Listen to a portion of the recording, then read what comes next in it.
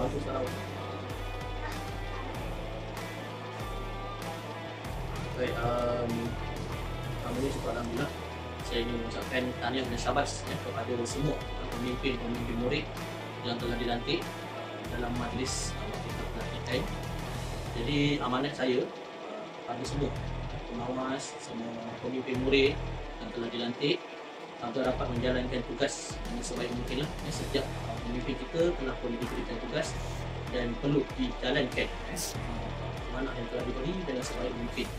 Dan saya juga berharap pemimpin-pemimpin murid ini adalah orang yang pertama akan membuka hadapan dan menegakkan undang-undang serta menguasakan peraturan-peraturan yang ada di sekolah kita. Dan saya juga berharap pemimpin-pemimpin yang ada ni dapat membantu murid-murid yang lain serta menjadi contoh kecemerlangan kepada semua murid yang sekiranya dapat belajar. Itu saja. Terima kasih.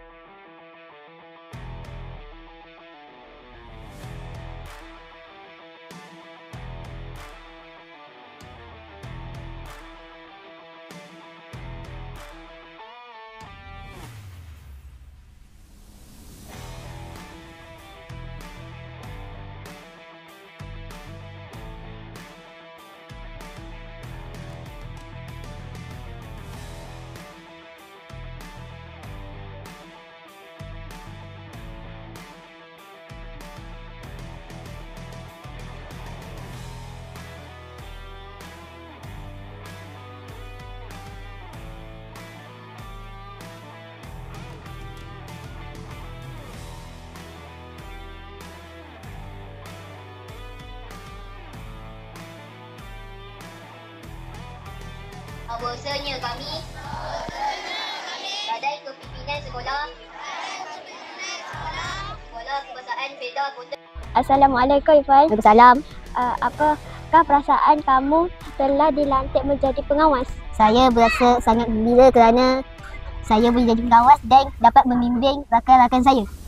Terima kasih Ifan. Assalamualaikum Cikgu. Waalaikumsalam. Sebagai guru pengawas, apakah harapan Cikgu kepada pengawas-pengawas yang baru dilantik pada hari ini?